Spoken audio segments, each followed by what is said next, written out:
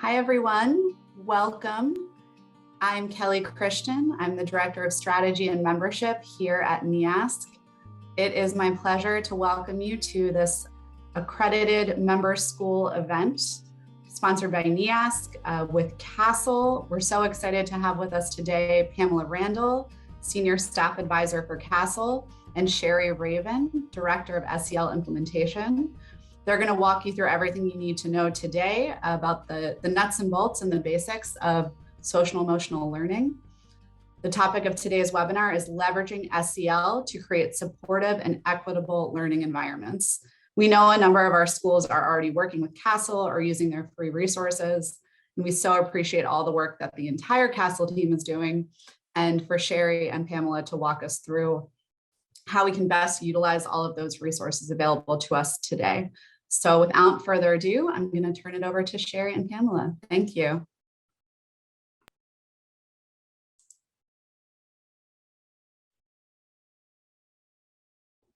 Good morning. Welcome. I hope you can see my screen. It says I'm sharing, and we are delighted to be with you this morning. We'd love for you to take a moment in the chat to introduce yourself and tell us where you are from. So we are glad that you are with us, and we're just going to get started right away. I am Sherrie Raven, Director of SEL Implementation at CASEL. I live in Austin, Texas, where I was the Director of SEL for the district when we started that work. I have also been an elementary principal and an elementary and middle school teacher. And I'll pass it to Pamela. Good morning, everyone. I'm so happy to be with all of you. I am with CASEL for celebrating my 10th year this year as a senior staff advisor. I live in Chicago, Illinois, in cold, cold Chicago. I am originally from St. Louis, Missouri, where I was a dance teacher. I was a high school principal for 6 years. And then I went on to several central office positions, mainly supervising principals, both in St. Louis Public Schools, Houston ISD, and Chicago Public Schools. And happy to be with all of you today. Our focus today is going to be looking at what social emotional learning is, talking about research and quality implementation, and then sharing with you some of our favorite tools to help get started in the work. We're also going to be talking about the definitions, CASEL's definition, sharing some of the research, and also sharing some of the best practices from some of our partner districts that we've been working with for over 10 years now. So excited to share that information with you. But we would like to start with a warm welcome. And so what I'd like for you to do right now is think about a young person in your life. It could be a child, it could be a relative, it could be someone you taught. What do you hope that child will come away with in terms of being able to learn and be able to do as they prepare for the world tomorrow? We're going to ask that you put that in the chat, and hopefully I'll get a chance to hear from a few of you out loud if you're so willing. So I'm going to give you a moment to reflect, and you can start adding your comments in the chat, please. See, Allison says that she hopes to have an advocate be able to advocate for themselves, be resilient when things go wrong. We definitely need some resiliency in this time. To have self-confidence, to understand the power of resilience. It's coming from David, to be enthusiastic for possibilities. Sounds great. To be able to communicate confidently and effectively, yes. Be able to think critically, build strong relationships. Thank you for your input. Hope the students thrive, yes, that they can find what they are learning, find that what they are learning in school connects to their personal interests. Hope and resilience, yes. All of these things that we're talking about, hopefully, are the things that we are hoping that will happen in our classrooms. And when we build high-level, high-quality social and emotional learning environments, all of these things will come into play. So thank you. And you can continue to put in the chat.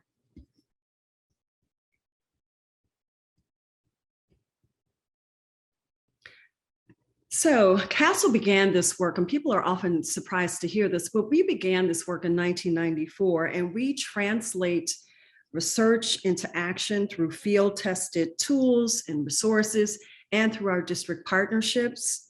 We inform, hopefully, SEL policies with state and federal policymakers, and we bring the field of SEL together to broaden the understanding and adoption of SEL. So those are our main missions for this work in SEL.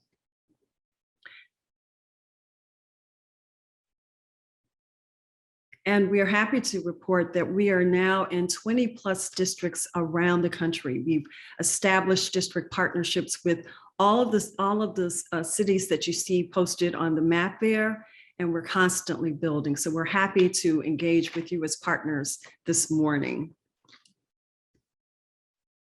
So I'll turn it back over to Sherrie now to talk a little bit. Thank you, Pamela.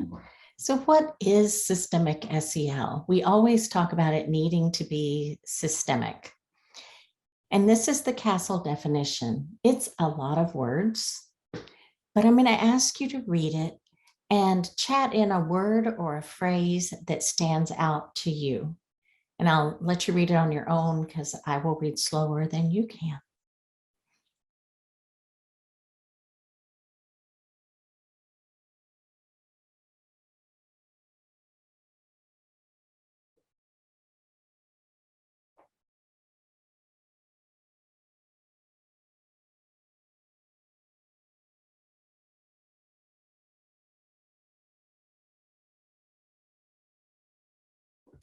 I will tell you that this definition has been gone through some changes in the last year or so, as we have looked more at the intersection between educational equity and SEL and how those need to work hand in hand together.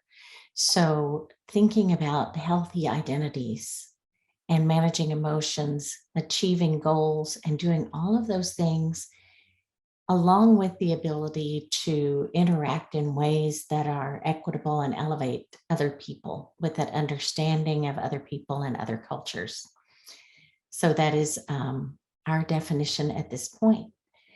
For over 25 years now, CASEL also has been studying SEL and the benefits it brings to students.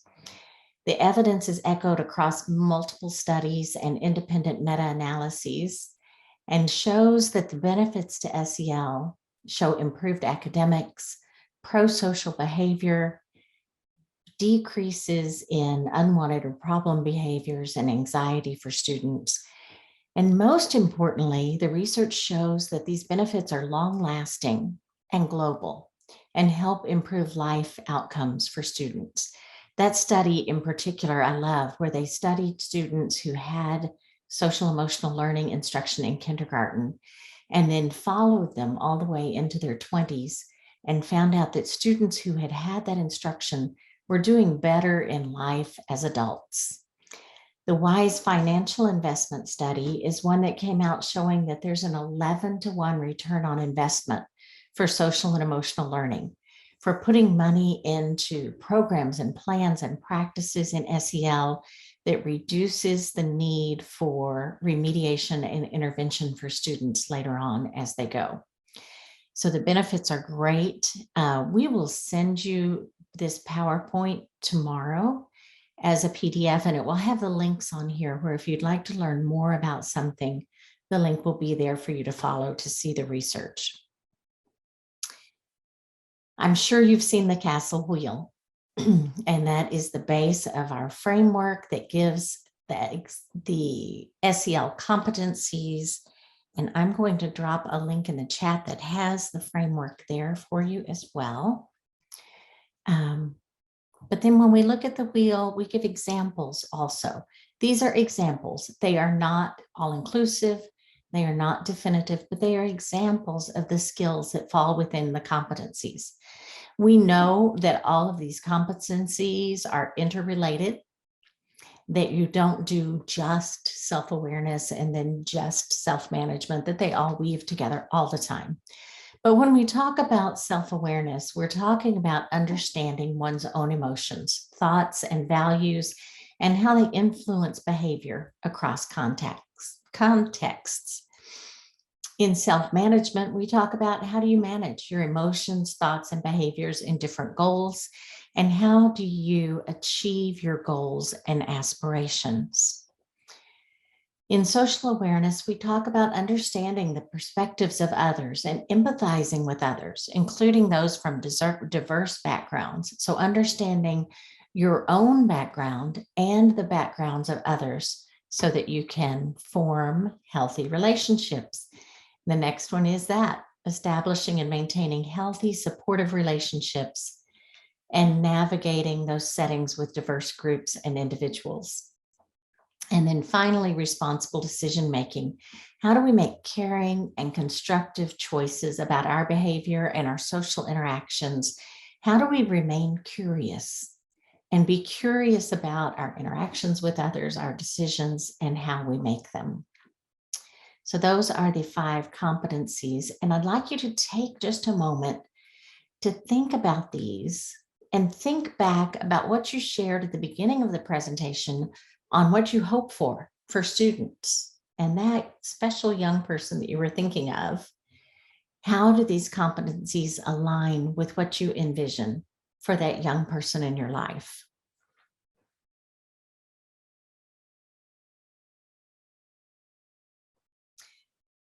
We know that skills are learned and practiced in context, and that context matters. So we work to have SEL implemented in all areas of a person's life: classroom, school, families, and communities. So we start with the classroom level, which is closest to the students with instruction and climate. Then we expand that to say, what's happening in the school? What's happening with families and caregivers?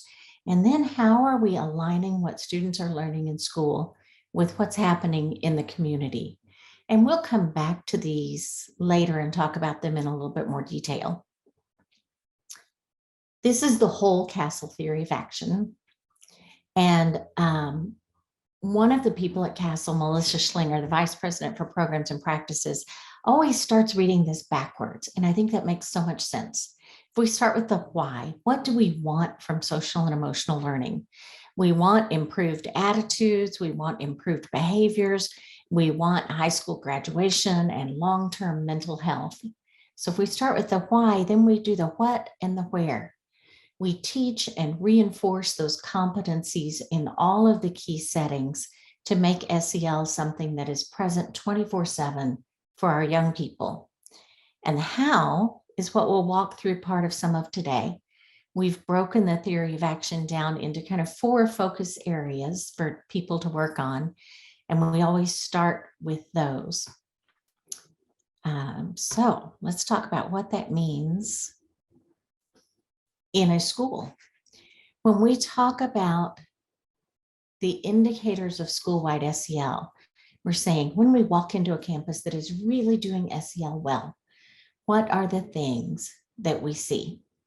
And these 10 indicators are what we've kind of boiled it down to. This is not a checklist. It is not a to-do list, because they're all interconnected as well and can't be really separated as isolated texts.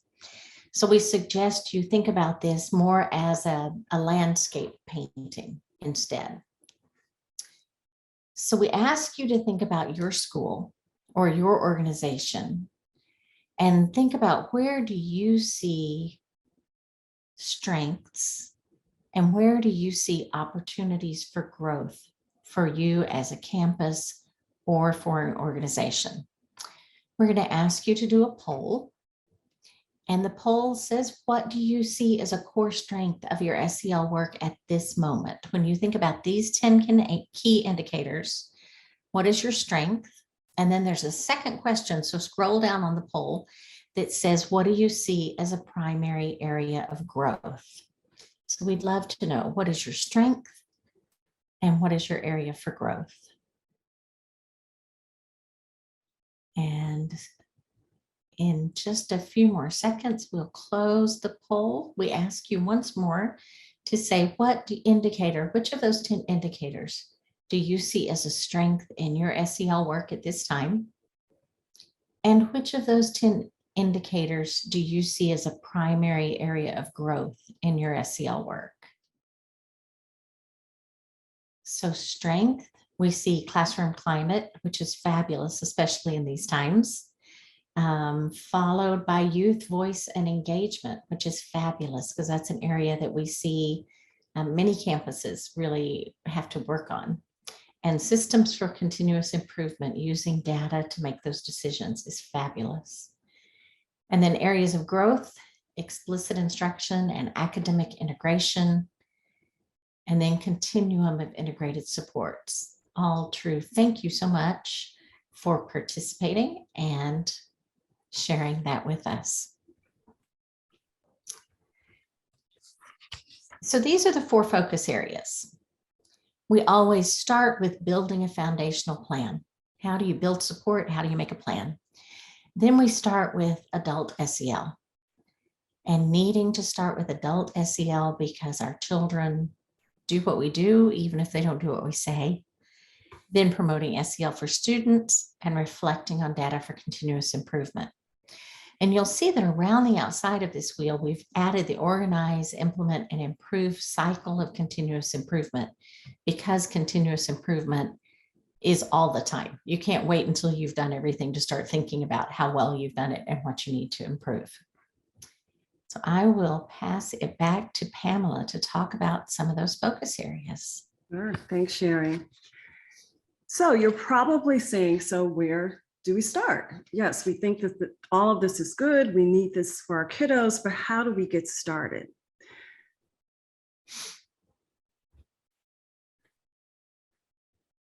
And we always like to use Arthur Ashe's quote, practical advice: start where you are, use what you have, and do what you can. So that kind of hopefully tamps down the anxiety maybe of how do we start such an important initiative. Start where you are, use what you already have in your toolbox, in your curriculum, and then do what you can to take that first step.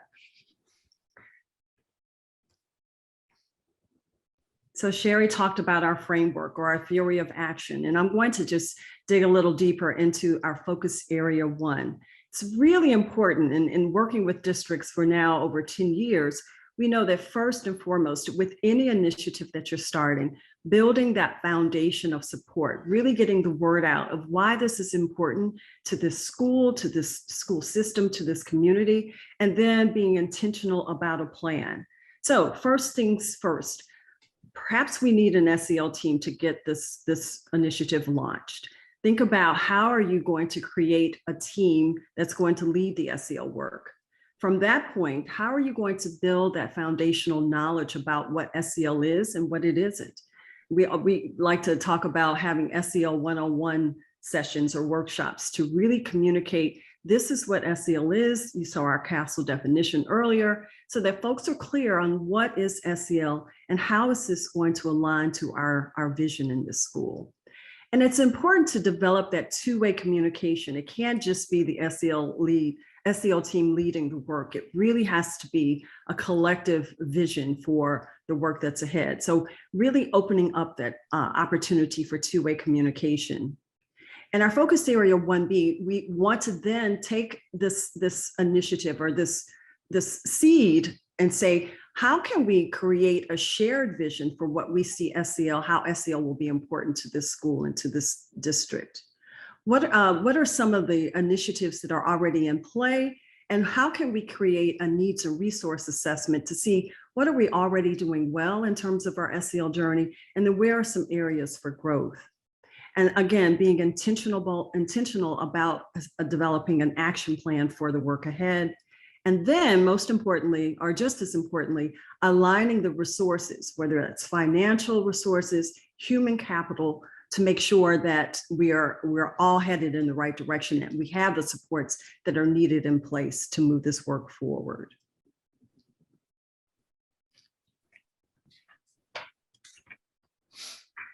So if you don't already have a team, or perhaps you do have a team in mind, how is it being communicated in terms of the roles that those team members will play on the SEL team, and what are their specific responsibilities to launch this work, to support the work? Is the team representative of the school? As a former principal, I know I always said I would talk about my green lights, my yellow lights, and my red lights. Am I creating a team of just green lights, those folks who are always going to go with what the principal says needs to happen? No, I really want to make sure that I have a cross section that's representative, both in terms of will, in terms of demographics, for the representative of the school that's on that team to lead this work. Am I giving students an opportunity to have their voices elevated? Do I have parents on that team, community members or community partners on the team? And then how often are we meeting? Are we meeting just quarterly? Is that really realistic to have an initiative of this importance really in place enough, the cadence of the meetings in place enough to really move this work forward? And then are we starting to do what we feel are strong strategies to make sure that the work is grounded? Are we talking about our shared agreements, our shared norms for the work? And then the signature practices, the 3 signature practices, which we're going to get into more detail in just a couple of slides. So important questions for you to consider as you're creating this SEL team.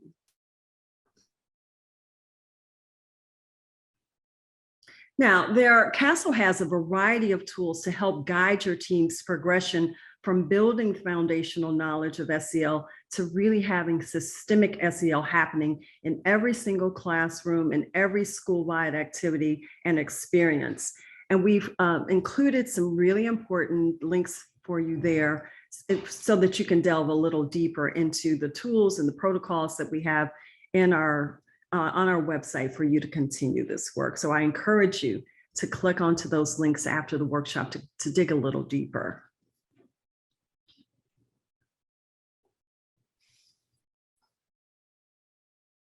And this next area, focus area 2, we talk about strengthening adult SEL. I'm going to share a quick story with you.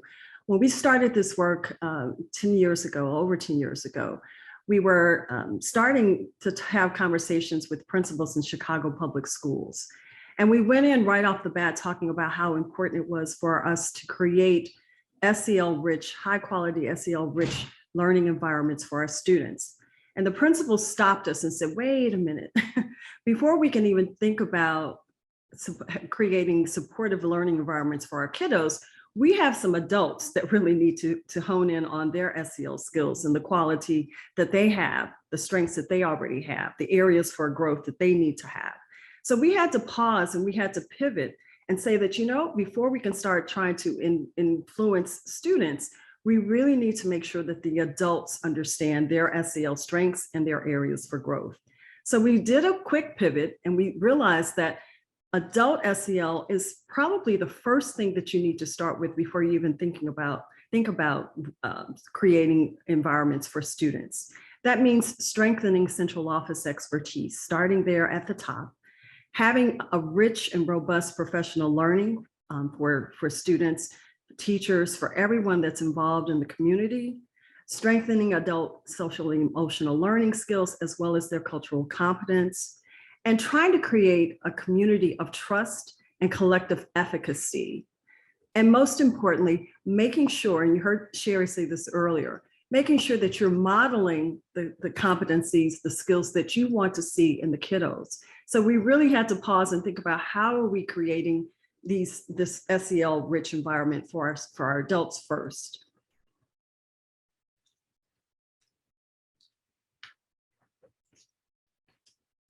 And to that effect, one of my personal favorites when I'm starting to work with adults is using the tool that's on the left, the personal SEL reflection tool.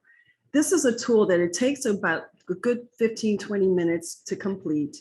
And I would always use it with staff members. It gives them a detailed look into what are we talking about in depth for myself as an adult in terms of my self-awareness, my self-management skills. Where are areas for me that I want to continue to build, and where are those areas that I want to cultivate, to grow? So the personal SEL reflection tool is a great way to start the conversation and also to build that foundational knowledge of what it really means in terms of those 5 competencies. And then on the right, you'll see there's a picture, and this is a picture from the Spry Elementary School here in Chicago Public Schools. They understood the importance of having shared agreements about how are we going to model these skills at Spry Elementary School? What does that mean in terms of what's happening with the students, what's happening with our peers, what's happening with the families? And so they did this process of taking Post-its, literally hundreds of Post-its, writing out very particularly, very specifically, what does that mean at Spry Elementary School, and putting all of that up on the board so that they could begin that collective conversation of what does it mean to have high quality SEL at this particular site. So again, there's a link there to help you through that process of starting to create shared agreements within your school and within your system. And I encourage you, again, to go deeper, clicking onto those links after the workshop.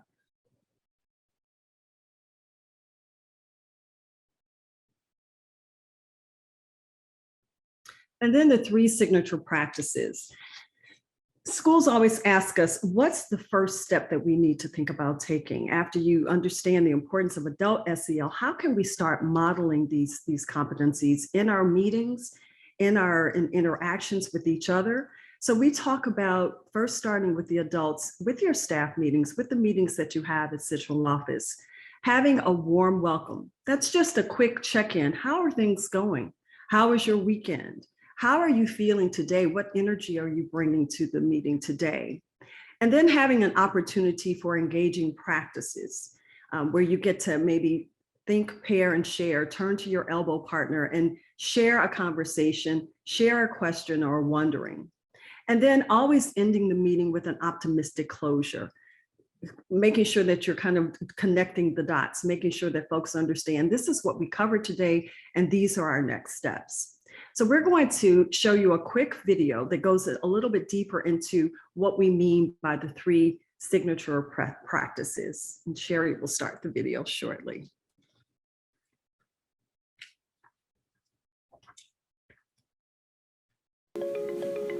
Think about your last meeting or professional development engagement.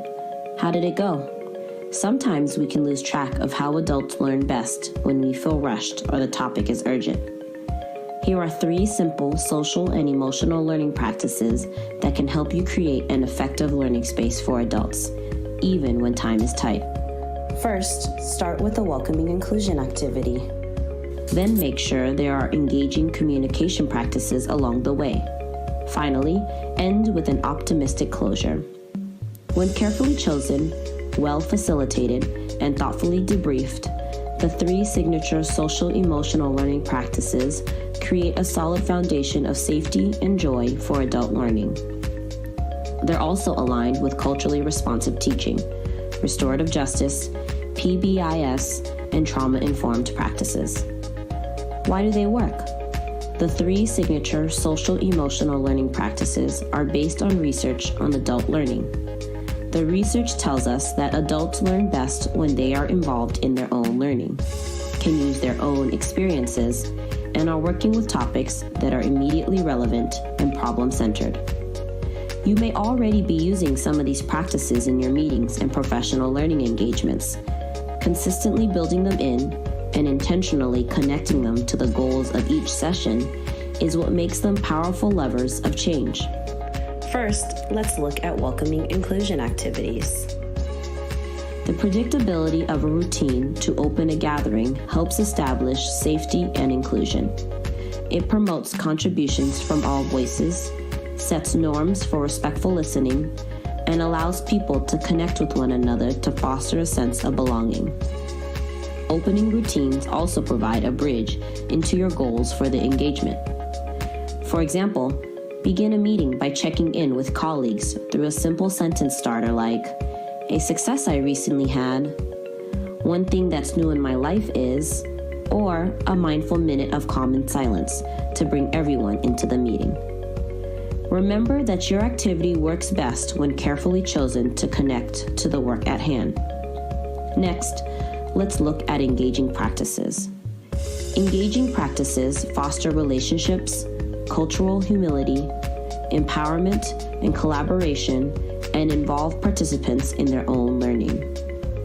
Some examples of engaging practices include 30 to 90 seconds of silent think time before inviting your team to share out, turn to a partner to discuss, make sense of new input or generate ideas, and varying interactions in partnerships, triads, small groups, and as a whole group. These practices also include brain breaks, valuable moments to switch gears to integrate new information into long-term memory. Otherwise, that new learning can soon be forgotten. The third signature social and emotional learning practice is the optimistic closure.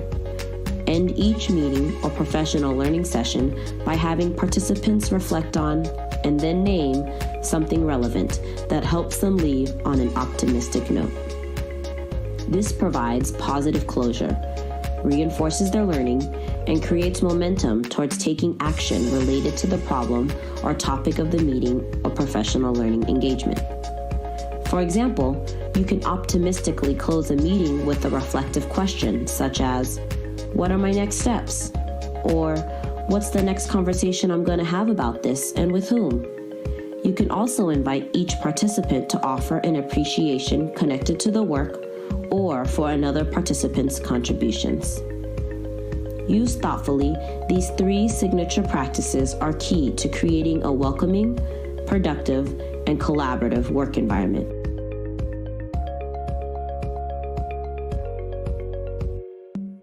So think for just a minute about your meetings and how you're using these practices. Every time I watch that video, I notice something new and something a little bit different about it. Like this time saying, when you do a welcoming activity, you also debrief it and talk for a minute about, hey, this is what we did and this is why we did it, so that people know it.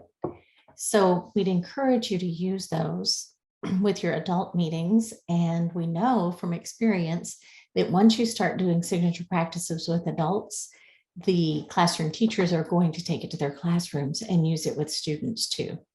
So we'd also encourage you to look at the CASEL playbook for signature practices. It has many examples and activities to use.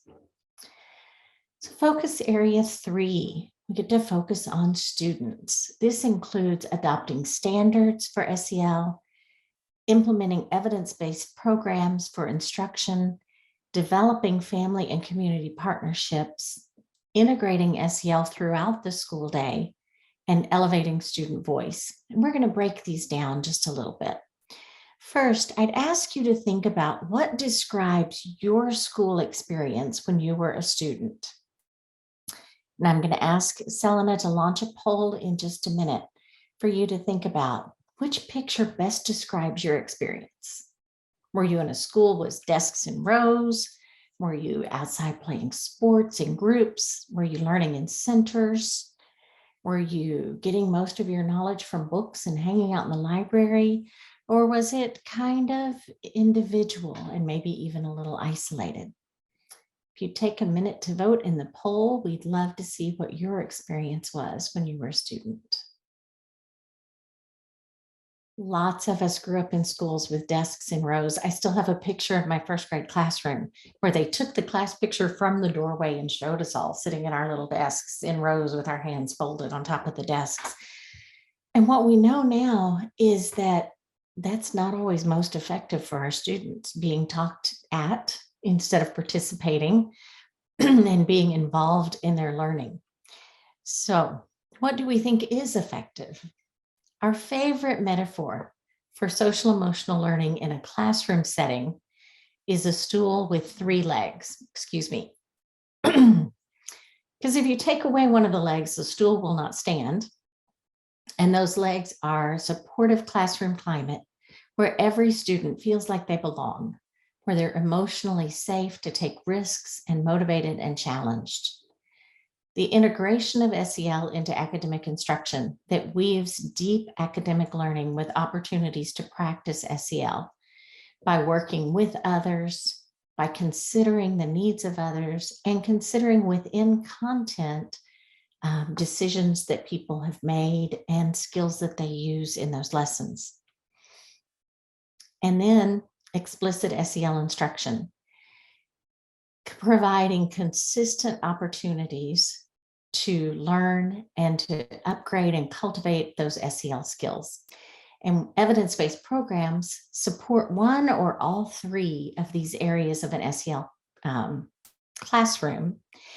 And we talk a lot, people start saying, do we really need explicit instruction? We don't want SEL to be 30 minutes on Tuesdays. And we answer that for most schools, it's really a both and situation. We find that students need that explicit time to learn and to practice, but equally important is that integration time, so that during social studies, you can say, hey, how does this relate to what we talked about in our SEL lesson this week? Or how do we, how do we practice SEL as we line up for the cafeteria? I've seen a lot of teachers lately use that explicit instruction time to keep a running list in their classroom of here are the skills that we've learned and practiced in our evidence-based program. And then they can easily remember to relate that to students throughout the day. Also, evidence-based instruction must be developmentally appropriate. So we know that as we move up through K-12 and as we get to high school especially, there's probably more focus on integration than there is on taking explicit lesson time.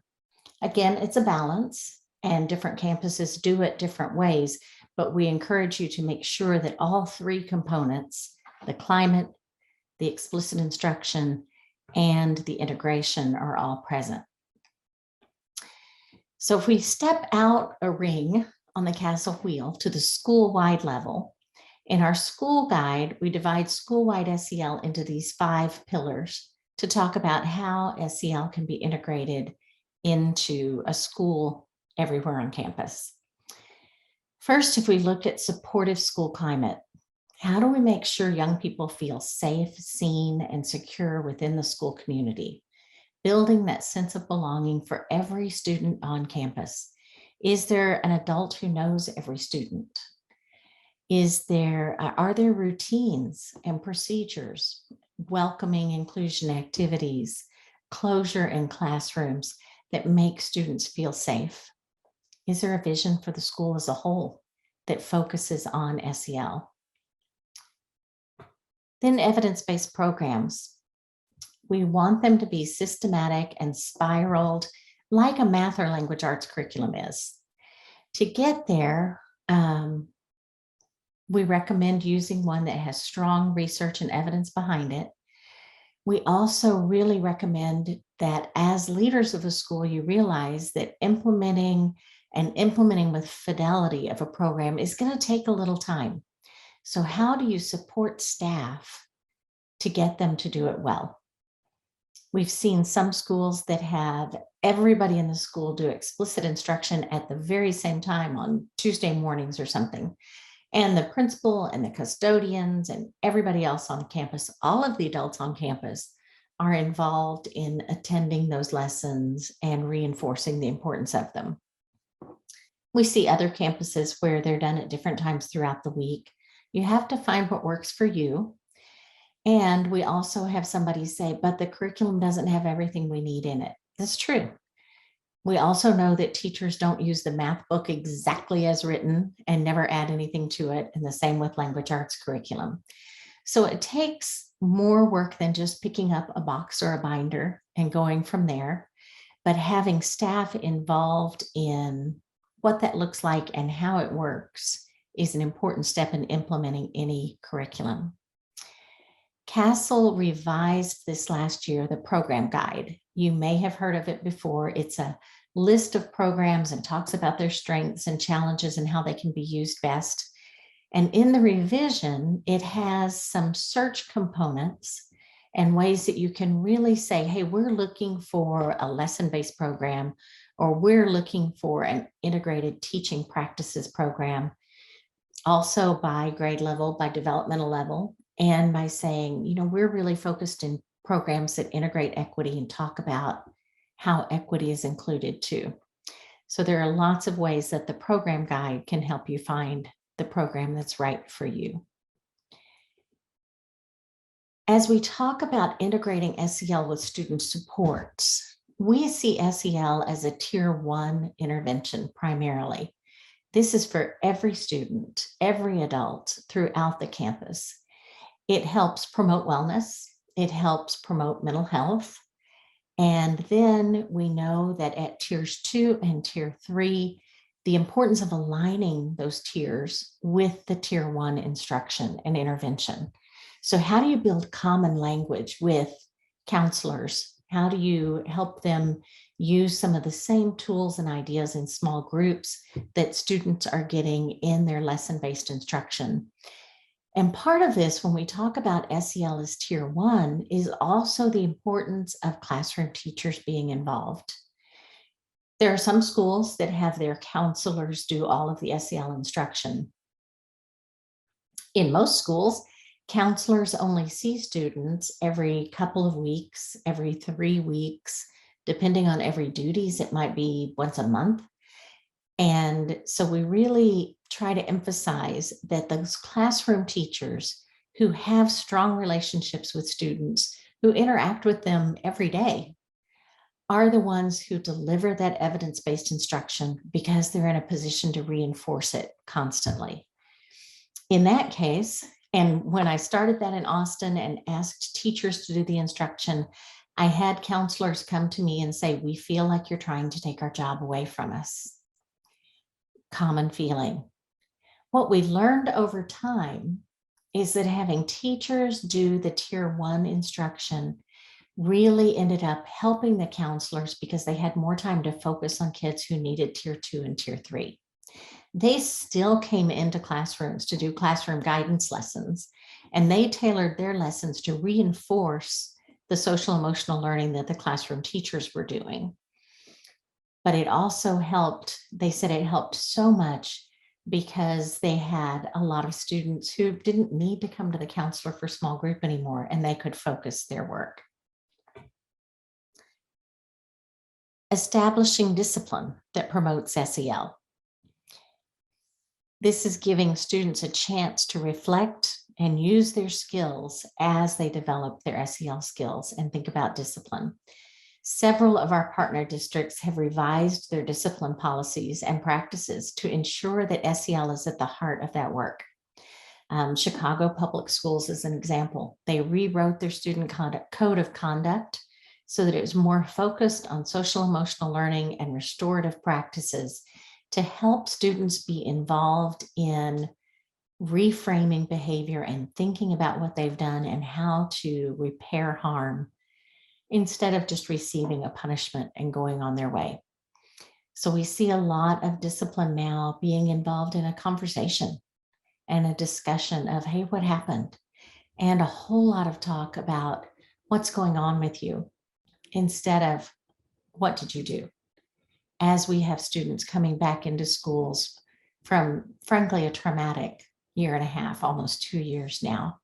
So taking that approach of saying, what's going on, instead of what did you do and here's your punishment, has been super important when working with students coming back into schools at this point.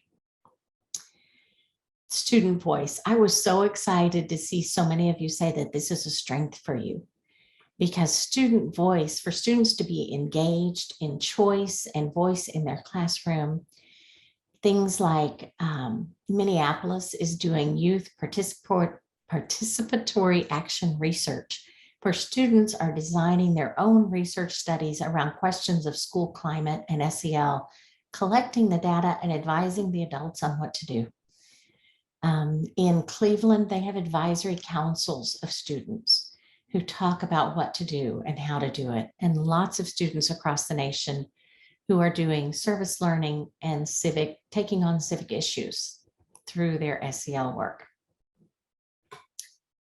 But we know that students are only in school for a portion of each day.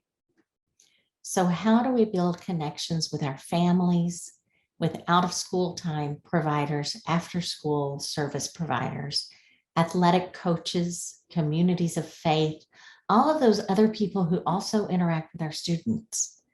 because we know that working together can strengthen SEL competence in all areas of life.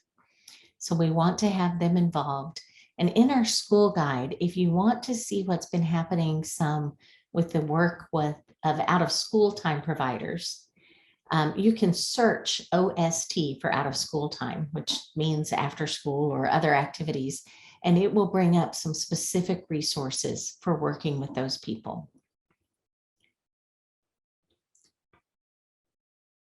There's a question that just came in that says, what is student-centered discipline? And that is discipline that says, not starting with, here's the rule, you broke it, here's the punishment, but starting with the student to say, hey, there was a mess up here. What's going on with you? And then how do we restore that? How do we get you back into school and help you fix the relationship or the harm, the damage that's been done, without just saying you're a bad person? So really it's the idea of saying, starting with the idea that you are, excuse me, a valued member of the community, and then building on that and helping look at it from, you goofed, there's a problem, how do we fix that problem? Instead of, you messed up, you're bad, here's your punishment. So Sherrie, can I just interject? absolutely, Pamela. We're also seeing a lot of the restoring practices or restorative practices happening with the adults as well. So it really is, peer-to-peer, student-to-student, in terms of also involving the parents in establishing those restorative relationships and those restorative practices. So it really is a thread that is, that restorative process is threaded throughout the school, from the adults through the students and every community member, every stakeholder. You're right. And we see it, between teachers too.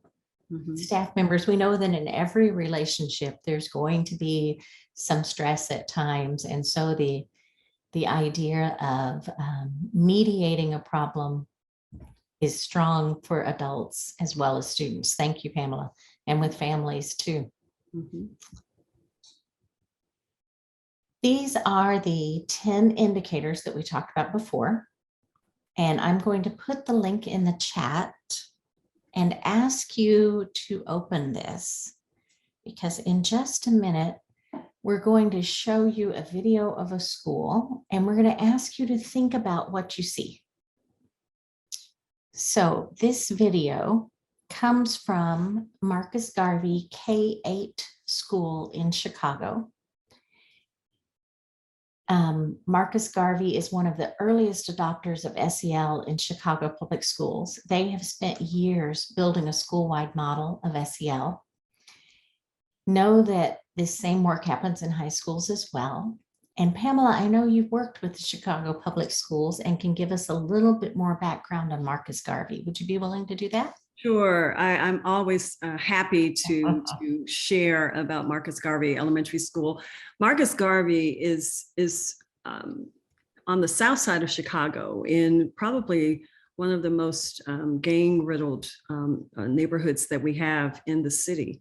But when you go into this school, you do not feel any of that violence or any of that strife as soon as you walk into the school. Those students, from the time they greet you, from the time the safety officers, helps the students get off the bus into the school, they are talking about and are able to verbalize their 5 competencies.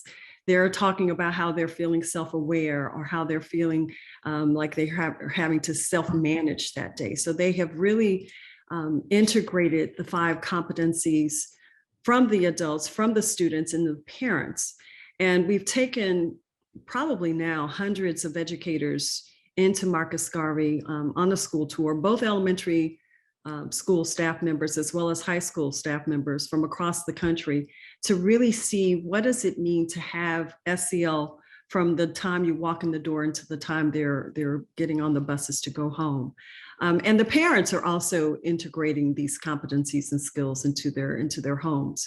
So if you ever get a chance to visit Chicago, I would love to set up a visit for you to see it firsthand. It's the real deal, as you're going to see on this video shortly. Okay, so we hope you have downloaded that document or have it open so you can look at it. And as you watch, we're going to ask you, how are these indicators present at Marcus Garvey? And then we're also going to think about how do these indicators relate to where you are and what you're doing. For us, it started with really having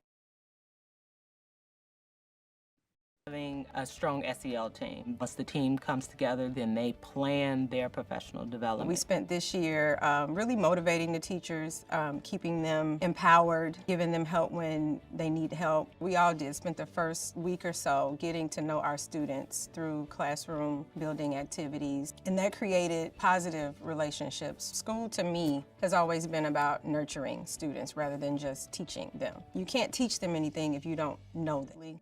SEL is spoken through our student work. It's learning how to self-manage and problem solve and use critical thinking. We literally live SEL here. If someone was visiting, they would see common language. How we line up, how we enter the building, how we get our lunch, that we say good afternoon, that we say please, that we say thank you. And they understand that from pre-K through 8th grade that these are the expectations. So today we learned why it's important to check our assumptions, especially when you have your strong emotions. Why is it important to check them? Sometimes when you're mad and you make a decision, you don't know what you're doing, or you just don't be thinking, you just act. When we first started out, we started out with Second Step, and Second Step was a program that we felt that they could really implement on the ground floor, getting to really know and understand the social-emotional learning standards with fidelity.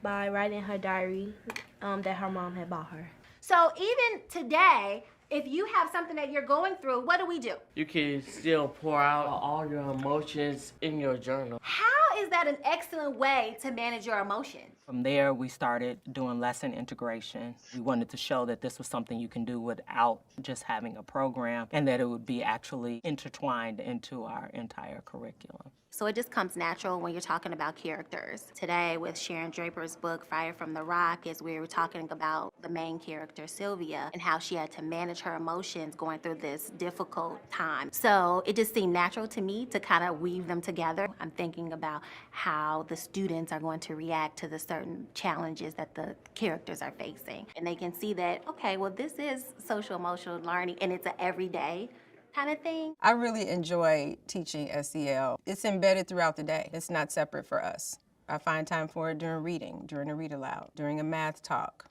working in cooperative groups. Today's topic for our Monday mentoring group is using emotions as a guide to decision making. With the Monday mentoring program, that's really taken us to a different level because it ensures that every student in the building has a relationship with someone other than just their classroom teacher. The students feeling at home or this being a safe environment for them. One of the things that we really push is really understanding your emotions and how emotions impact actions, decisions, and consequences. Taking responsibility for self, responsible decision making, and goal setting. These are things that the students have to own themselves. Something that you're stressing about that you want to let go. Many times we talked about having our journal where we write stuff down because sometimes we have to get it out. Children need to have strategies in place to solve problems and control their emotions. When there's a disagreement, we come up to the classroom and we solve that disagreement, whether it be as a whole class or in the Peace Center. If we need to talk about it a little more, then we'll spend that time. We have peer supports, and so they may be referred to the Peace Center or some restorative conversations. If a student needs individual time by themselves, each classroom or even the library, the gym, we have what's called a Peace Center. And it's just a little corner of the room that the teacher has set aside where the students can calm down. We have a lot of partnerships with different agencies, so it may be a referral to Universal Family Connections, which provides our on-site counseling and off-site counseling. When we're meeting their need at the Tier 1, Tier 2 level, then it really doesn't escalate to the need for the Tier 3 services. Do you have a friend on your left side? Do you have a friend on your right side? Relationships are very key, And for us, it starts with our relationships as adults with one another. We're modeling those appropriate behaviors for our students and also our interaction with our parents. Today is the kickoff of Week of the Young Child. So guess what? I have some love notes from your parents. We had parents write love letters to their children, which we displayed all throughout the school. And I don't think people realize what that does for a child. It says, Jada, keep on doing a great job in school. I am very proud of you and love you very much. Love, Dad. This love note is for Micah. You are so nice and sweet. I love you. Love, Mommy. First thing to discuss on our agenda is Red Nose Day. In addition to wearing our colors, do something else to show that pride for Marcus Garvey. We have a lot of students, they've actually grown up in this SEL environment, so they're training the younger students to be more involved. So they know what to say, they know what to look for, they know what to show. I just feel like it's an integral part of what we do. Kids are more responsible. They actually take charge of their own learning. They become excellent speakers and they can solve their own problems. You can't really have success on the academic level without meeting their social emotional needs. It's necessary to really have a holistic approach to the needs of our students in order to have a very productive school. We get all my pieces back together. So now we'd like you to think, at Marcus Garvey, what indicators were most apparent and what did you see? What work do you think the school did to make that show up? And then what's most prevalent in your school? And we're going to, this was one of the engaging strategies we talked about in the SEL signature practices video. I'm going to start a 2-minute timer to give you time to think first. And then we'll ask you to share what you saw.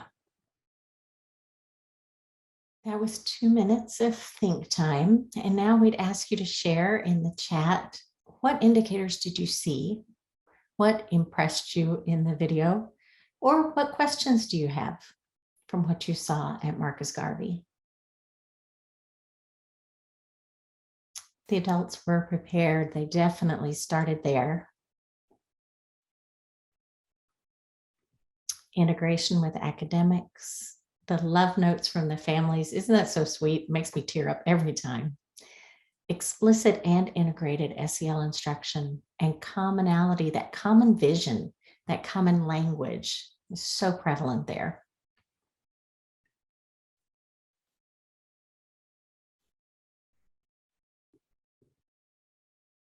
Taking down those boundaries between school and home. Youth voice, absolutely, with mentorship. They also have a youth council that helps design and plan things for the school. Peace centers, that is that student-centered discipline, helping students control their own emotion. Every indicator is present somewhere, you're right. And it's so exciting to know too that, I mean, that video of Marcus Garvey is more than a couple of years old. And leadership has transitioned and the school has gone through changes in personnel, but the SEL focus is still just as strong. And the initiative, it's really part of that common vision. We know that some of you work in high schools. And so I'm going to invite Pamela to share what she has seen with her experience with high schools and the integration of SEL there. Yeah, I love the comment about SEL being integrated into the academic curriculum, into every aspect of the classroom. It's not just something, as we said, that happens at a certain time of day on a certain at a certain point in the week. And we know that we had a question that came up as you were registering about how do you include SEL into CTE classes. Well, just a quick story, again, bragging on Chicago Public Schools. A few years back, I had a chance to observe a 9th grade algebra class. And I'm telling you, it was probably one of the best SEL classes that I've ever observed or experienced. This teacher went into the class, I was there at the very beginning, and he said to the students, you know, we've been working on these particular equations for the past few weeks, but I'm going to introduce some new material to you today, and it's going to be really difficult. He set the stage by saying, this is material that we haven't covered. but I want you to work with each other. He said, I'm going to put you in trios, and I want you to feel what it feels like to be challenged, to question, like, oh, this is new material. How am I going to use what we've been working on to perhaps solve the equation that's on the board, even though it's brand new material? And I want you to work together. And I want you to think about, how does it feel to be challenged? How does it feel to work with each other to try to come up with the right answer? And then we're going to see if you have the right answer. He said, but most importantly, at the end of the class, I want us to share what it felt like to be challenged, to have to persevere, and to have to work together to come up with the right answer, or to hopefully solve the equation. And those students, they were challenged. Some, really relied on their partners to try to come up with the right answer. They really worked as a team. Sometimes one student was leading, the other stood back. It really was a lesson in showing how SEL can be applied in every single instructional experience in a classroom. Coming from high school, as a former high school principal, I know all of the time I would hear my teachers talk about, well, I don't teach reading, I don't teach SEL. SEL is good pedagogy. It happens in every aspect. Hopefully, it happens in every aspect of the class day, of the school day. So that was, for me, a perfect example of how SEL can even be applied in an algebra class. It should be applied in every aspect of the child's school day. So that helped me remember that story about Mather High School. Sherrie, I'm sorry, you were about to say something. No, you're good. I'm going to add one more story, because when I was in Austin, I got to do a training with the career and technology education teachers. So they were from across the district, came together for a professional development day, and we did a session with them on social emotional learning. And Pamela, you reminded me that during that session, they said, you know what, every one of these is in our workforce skills expectations. So whether they were teaching cosmetology or auto body work or whatever, in those CTE expectations, at least in Texas, and I bet they're across the nation, in that workforce development part of their curriculum are SEL skills. How do you work with others? How do you communicate well? How do you manage your emotions? How do you show up on time? All of those are social emotional skills that are embedded in that curriculum. So I'd ask you to, if you're a CTE teacher, to look through those standards and maybe highlight the ones that you can say, oh, that's a social emotional skill. Oops, so is that. And I think when you think about workforce readiness, you're going to see almost all of the competencies there. Sure. So lots of stories. We could just tell stories all day, huh? But we're going to move ahead and look at, Focus area 4. Yes. So you've heard us talk about the importance of developing or creating a cycle for continuous improvement. Again, same thing here. Obviously, you want to plan to have a robust, high quality SEL environment, but we also understand the best laid plan, sometimes you need to stop and you need to reflect on, is this plan really working? So thinking about having the intentionality around the SEL planning process, but then beginning to document how are we implementing SEL and what are the specific outcomes that we hope to see. Taking that time to identify those implementation strategies and the outcomes you hope to see, but then pausing at some point, hopefully not at the end of the year, but at critical points, having those milestones to reflect on what is the progress that we are seeing toward those annual goals. So taking that moment to reflect, and then if need be, to course correct, to make the improvements so that you can pivot midstream to hopefully get to the outcomes that you hope to see at the end of the year, at the end of the 5 years.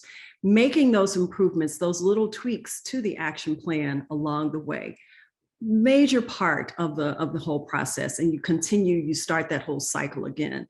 So making sure that you're taking that time to reflect on the data, to make those small tweaks along the way, or large tweaks along the way.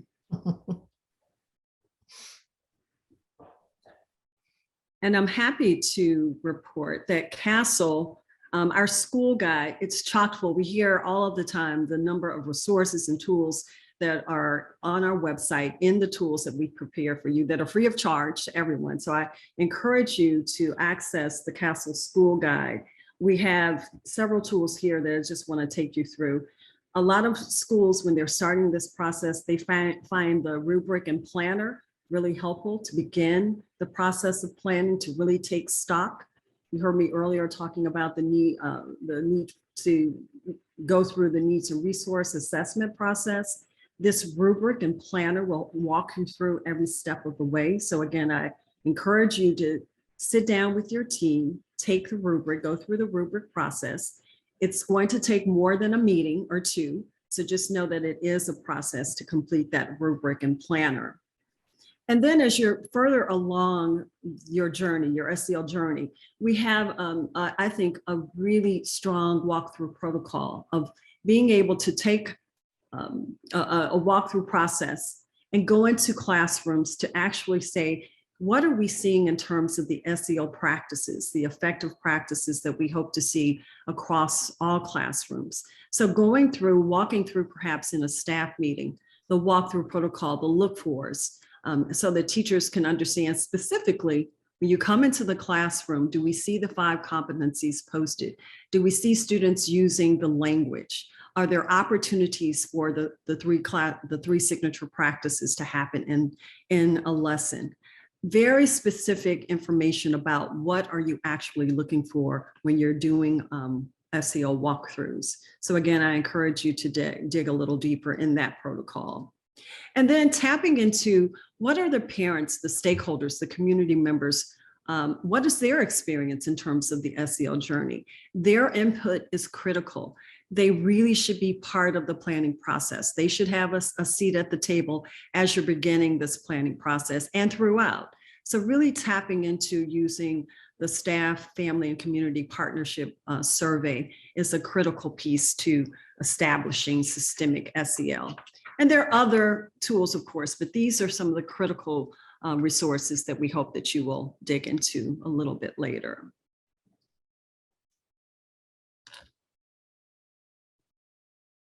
And today, I know we've been really focusing on what is SEL. That's what's the focus of our professional learning session today. But we also have plenty of resources and tools for schools, districts, and states on how to do systemic SEL, on how to cultivate systemic SEL for your district. And these are just a few of the resources, again, chock full of information. So I encourage you to dig deeper into our district resource center. You could spend days there. I talked about this guide to Schoolwide SEL, the school guide that we just spoke of. There are workshop series that are available there. There are videos that you can use with your staff members as you're starting to build a common language. Assessment, again, using the data. What are the different assessment tools that you can start to incorporate into your planning process? Sherrie already talked about the guide. And then in response to COVID and the whole pandemic situation that we found ourselves in with having to go to remote learning, CASEL in July of 2020 created this SEL roadmap for dealing with the remote learning, but also in reopening of schools. And as we see that we're going back and forth, unfortunately, this is a really helpful tool as you kind of transition back and forth from hybrid learning to remote to back to full in-person learning. Again, another tool that I know our districts are using right now. And then a really important caregivers work guide for your parents, for your family members, for your community members that are part of this process. Again, you could take days and weeks to go through the resources that are listed here, and all of the links are there for your convenience. We're getting close to the end of our time together, and I want to share a video from one of our SEL leaders. Ray Lozano is from El Paso, Texas, where he has been leading the SEL work in the district since 2016. And I think he has some valuable advice to share with us. So here's Ray.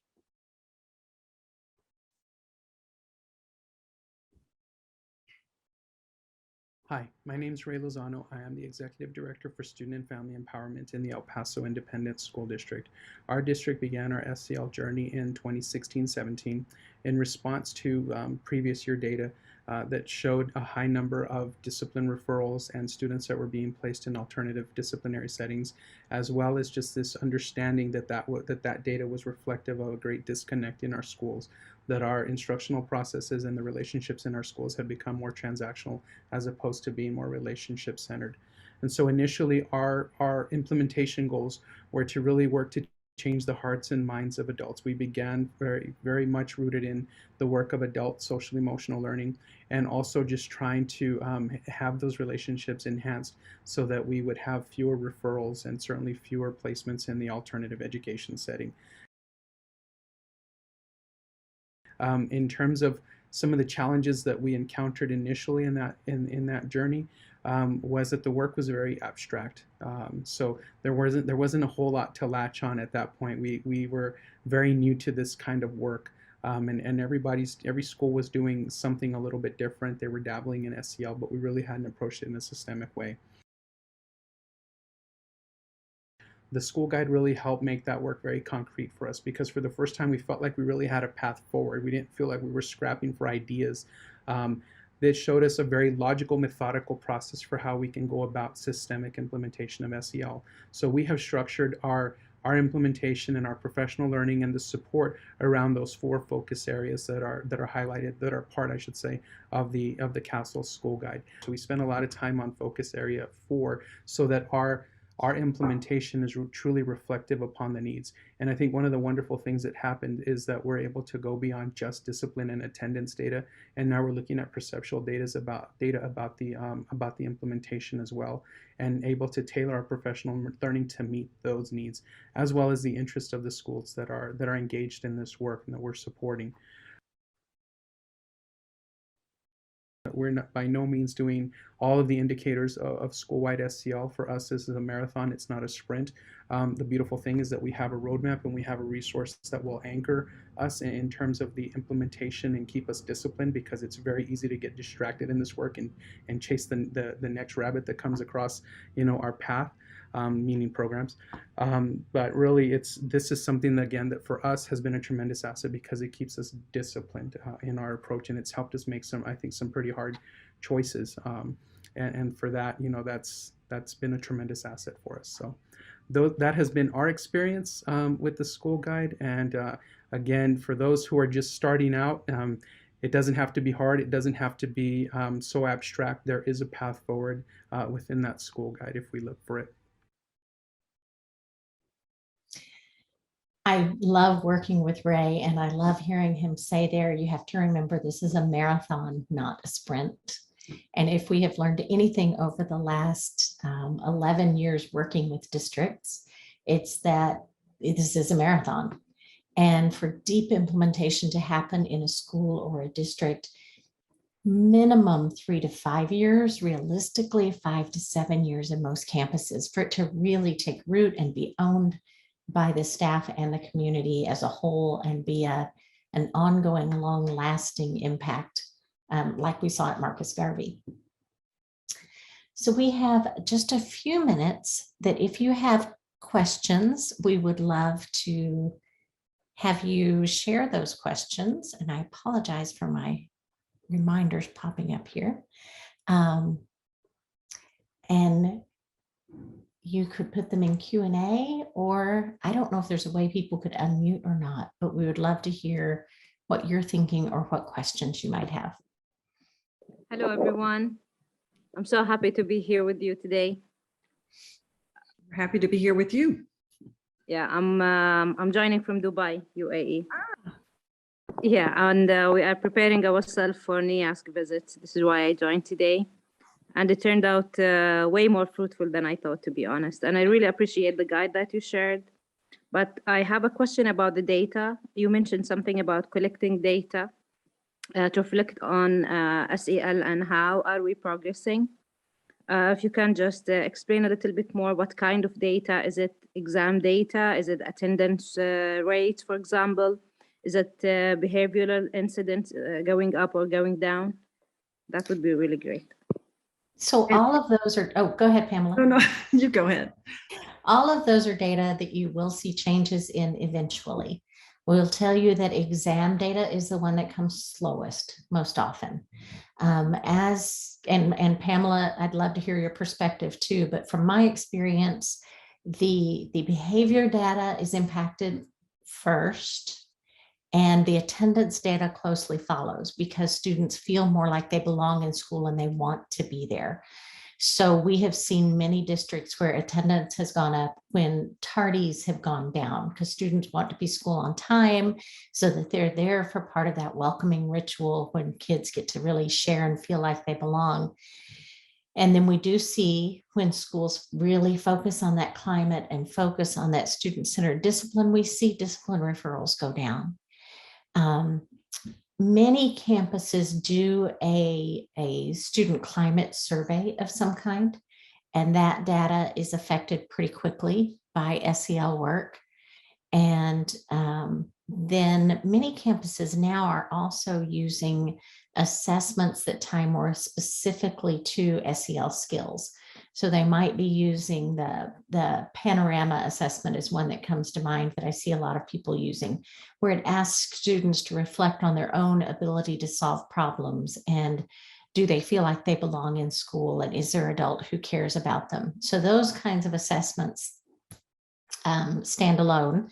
And I would say that the exam, the academic data is the one that usually comes 4 or 5 years into the work. Pamela, what would you add?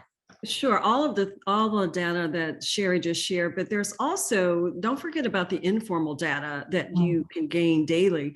We talked about the importance of shared agreements, even just having a classroom teacher to take a poll or to ask students, how can I be a better teacher? How can this be a stronger learning environment for you? That's data. Do you want to have more opportunities to be at centers as opposed to me standing at the front of the classroom lecturing you all day?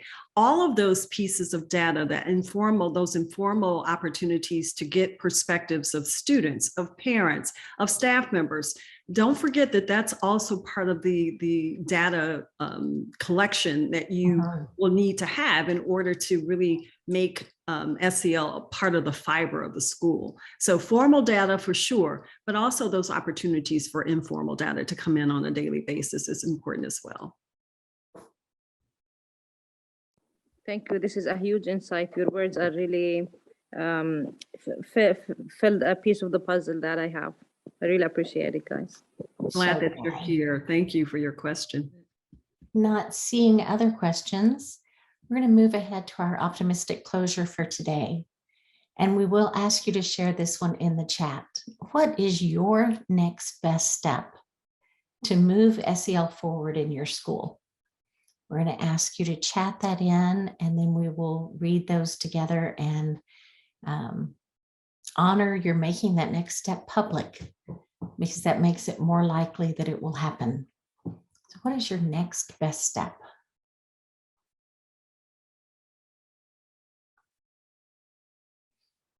To use the school guide with a team. With a team is the right way to do that.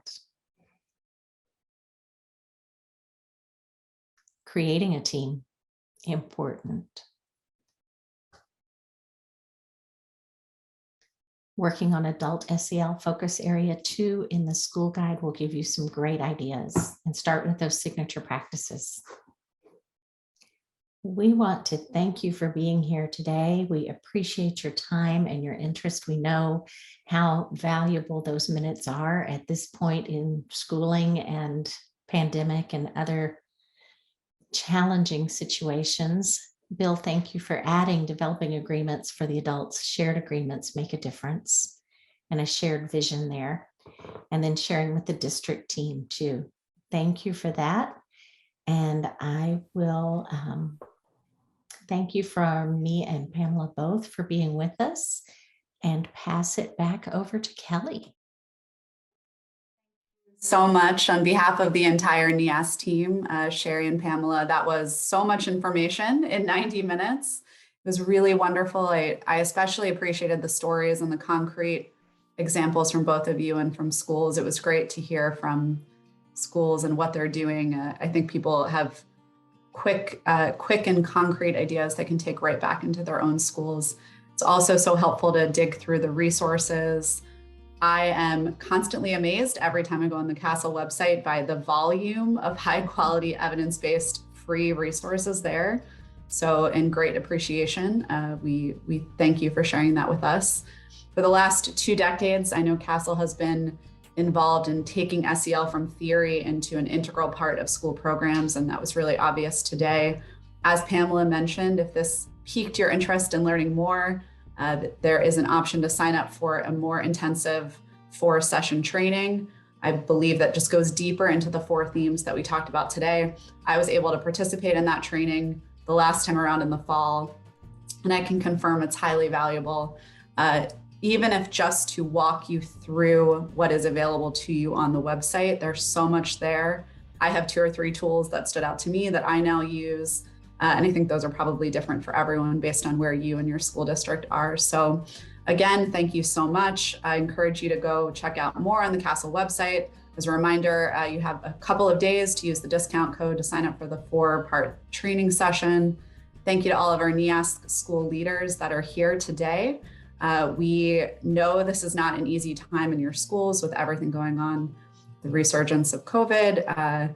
Thank you for taking this 90 minutes, and we hope that those of you that are watching this asynchronously after the fact are able to enjoy and access all the resources as well. Thank you. Have a great rest of the week. Happy New Year to everyone, and we'll see you next time.